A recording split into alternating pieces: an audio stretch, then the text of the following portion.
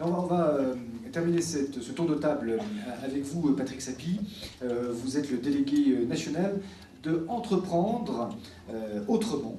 Alors, expliquez-nous, c'est une filiale, c'est quoi, un sous-ensemble du réseau Entreprendre? Qu'est-ce que c'est? C'est inscrit dans les gènes de réseau Entreprendre, en fait.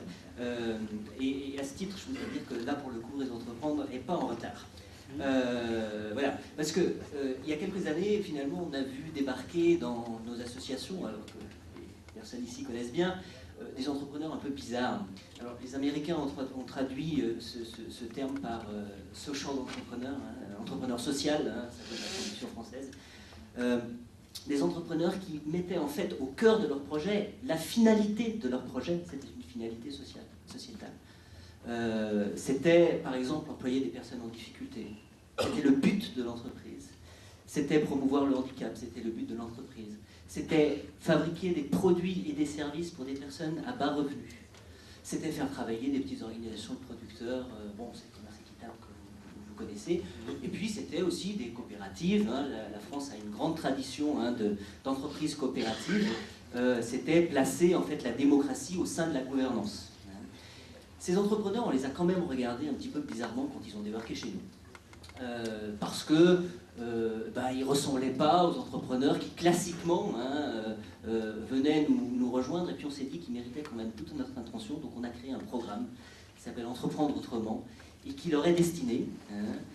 L'idée c'est que ces gens qui créent alors des entreprises, hein, des SA, des SAS, mais aussi des associations, des SCOP, des coopératives, ils ont une finalité sociale, mais ce sont avant tout des entrepreneurs. Alors, le plus grand entrepreneur social du moment, hein, c'est Mohamed Younous, hein, c'est le prix Nobel de la paix qui a commencé à créer une banque en prêtant 27 euros de sa poche et qui aujourd'hui a une entreprise avec 7 millions de clientes, devrais-je dire. Voilà, qui a un modèle économique complètement pérenne. Et ben nous, on a voulu s'intéresser à ce type d'initiative au sein de Réseau Entreprendre parce qu'on pense que ces entrepreneurs peuvent nous apprendre. Et d'ailleurs, les accompagnateurs, hein, il y en a aussi beaucoup dans la salle, se sont vraiment éclatés hein, en accompagnant ce type d'entrepreneurs. Réseau Entreprendre, on a accompagné aujourd'hui 80.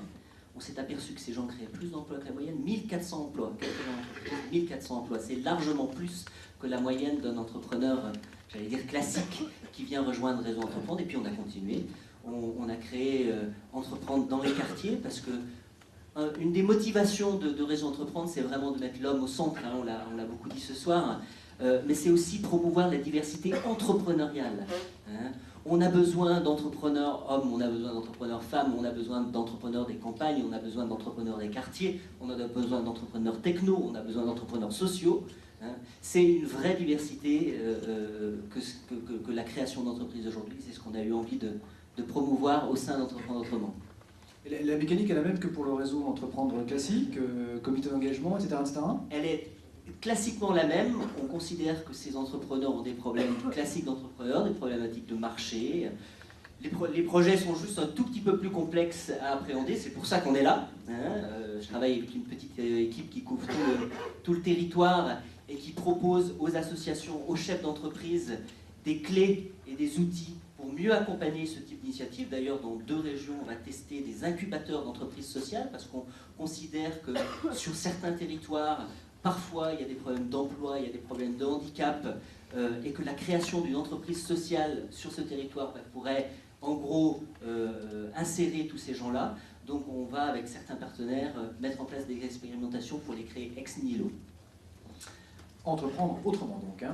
Exactement. Merci. Voilà, vous avez des belles histoires dans un petit dépliant qui a été remis à l'entrée. Parfait. Alors j'aurais aimé un petit peu vous faire échanger, mais hélas, le temps presse trop.